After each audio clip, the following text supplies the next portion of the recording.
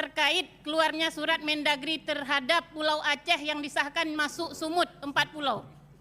Itu mohon ininya pimpinan Pulau Aceh jangan diklaim itu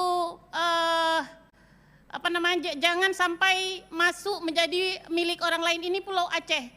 Bapak pimpinan dan Bapak Wakil Gubernur juga sebagai pemerintahan Aceh ini bertanggung jawab untuk merebut kembali pulau yang sudah diambil menjadi wilayah Sumatera Utara, pimpinan. Itu satu. Yang kedua, terkait kita setiap tahun itu sahkan anggaran yang mulia, pimpinan. Tahun 2025 ini ada APBA Aceh sebesar 11,7 T yang masyarakat dengar itu triliunan, itu banyak sekali, pimpinan. Tetapi yang didapatkan oleh masyarakat itu hanya secuil kecil saja, bahkan rumah 2 fas saja yang mau dialihkan terhadap masyarakat miskin ini bisa diambil alih kalau enggak ambil DP dulu.